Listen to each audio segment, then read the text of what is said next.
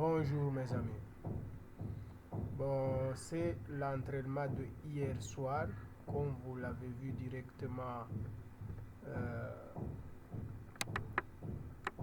les images directement de différentes équipements, la lumière, etc.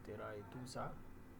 Bon, l'effectif est déjà au complet. Je crois qu'aujourd'hui, vendredi, il y aura un entraînement que dont Messi sera aussi dispo parce qu'il est venu le mercredi vers 3h, 4h du matin comme ça. Et malgré cela, on va tout simplement parler juste du différent, ce que Messi a dit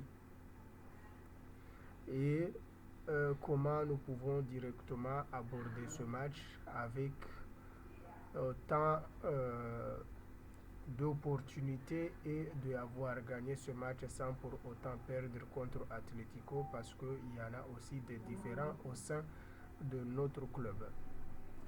Alors tout d'abord, au moment que les journalistes sont restés jusqu'à ce que l'arrivée de Messi, et ils ont posé directement la question: qu'est-ce que vous en pensez des propos de l'oncle de Antoine Griezmann?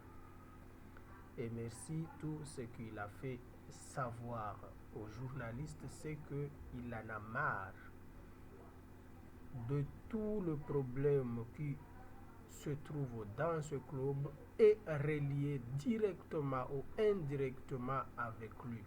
C'est-à-dire être associé à tous les problèmes, les facteurs du problème de tout le club tout entier, ce qui fait que les joueurs, si le joueur n'arrive pas à marquer, c'est lui. Si les joueurs n'arrivent pas à faire des entraînements, c'est lui qui l'empêche de ne pas faire des entraînements. Et si le club, etc., etc., je crois que vous avez bien compris. Alors, est-ce que ce propos a d'impact? Bien sûr. Lui, il sait très bien que tout ce qu'il pouvait directement dire, le peu qu'il va dire, il va circuler à travers le monde entier. Et cela, moi-même, je trouve un peu désembarrassant que Antoine Griezmann, leur famille parle, sa soeur, après sa soeur, son ex-agent, son oncle, etc. et tout ça, alors que lui, il n'arrive pas à aller dans le média, éteindre ce flamme ou bien lui dire à ses propres familles qu'il est grandi, il sait comment se défendre lui seul, mais on croyait un gamin que chaque jour on doit en avoir une personne qui doit directement le surveiller parce que son oncle a ajouté une couche que dans l'équipe euh, on ne travaille pas assez et on fait plaisir à certaines personnes. Alors, pour moi, je ne vois pas parce que Barcelone, premièrement, ne cherche pas des faux joueurs, des joueurs qui ne sont pas aptes de jouer à Barcelone, c'est-à-dire il y a une certaine niveau que tu dois l'en avoir avant d'accéder à l'équipe. Et si son oncle dit cela, c'est comme si Griezmann, en réalité, il n'a pas ce niveau-là d'être au Barcelone. Ça, c'est la vraie réalité. Et Griezmann a des qualités athlétiques, a des qualités de marquer de but, de finition, malgré qu'il a perdu cela. Mais il restera un bon joueur, mais il n'est pas franchement le joueur selon lequel Barcelone a tant besoin. Alors, pour moi, je crois que le match contre Atlético, comme je sais comment Messi fonctionne. Messi, il ne fait pas, euh, malgré les désaccords, malgré les insultes des familles à autres, mais s'il est au terrain, il fera tout le possible pour que les choses passent très bien. Et on verra comme Guardiola a déjà prolongé jusqu'à l'an 2020, jusqu'à l'an 2023. Je crains que Messi quittera Barcelone d'ici la fin de la saison pour aller à City. Au cas contraire que euh, euh, le, le président qui dépose directement, bon, euh, Font, Font, lui, c'est un candidat, ce n'est pas le président, c'est un candidat, veuillez pardonner, c'est un candidat qui doit être aux élections, qui a eu énormément de succès sur le média, a précisé très bien que après la déclaration de l'oncle de Griezmann, que Griezmann n'est pas, c'est-à-dire c'est une erreur de l'assigner au FC Barcelone à une seule raison, c'est que lui, il ne joue pas seulement à la place de Messi, mais c'est presque le préférentiel de Griezmann, ça se rejoigne directement là où Messi joue.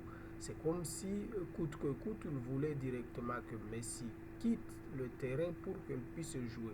Le problème, c'est que Griezmann, ce n'est pas une personne qui pouvait directement être le moteur d'un groupe, alors qu'on sait très bien, la France, c'est une équipe selon laquelle il trouve énormément de difficultés, il défend beaucoup pour gagner, mais il n'attaque pas beaucoup pour gagner. Alors, si Griezmann va jouer dans ce registre, c'est-à-dire que nous devrons directement chercher des bons défenseurs et de milieux pour faire directement un contre-attaque, mais on ne doit pas s'attendre qu'il fera quelque chose de bon. Alors, pour cela, je tiens juste à vous faire comprendre que le match sera un match serré, malgré les absences de deux côtés. Mais je crois que Barcelone a les armes nécessaires pour qu'elle puisse gagner. En parlant de ça, on pouvait aller directement dans le côté mercato. Je crois que si j'en crois très bien, Umtiti reçoit aux environs de 12 millions par an. Je crois que, bon, selon les rumeurs, Barcelone cherche un moyen directement de s'en débarrasser et de faire monter certains joueurs directement formés à la Masia pour qu'ils puissent directement occuper ces places en attendant directement voir comment vont passer les crises financières du club. Alors, mes amis, on se trouve demain pour le dernier entraînement. Bon, le dernier entraînement, ça doit être aujourd'hui le soir, mais je le ferai demain matin pour qu'on puisse directement discuter de la composition et de la manière dont nous pouvons directement gagner ce match. Alors, je vous souhaite une excellente journée et je suis très content et fier au nombre de personnes qui se sont abonnées à ma chaîne. En ce moment, on est arrivé à 140 personnes. Je suis fraîchement satisfait de ces personnes et je vous remercie énormément.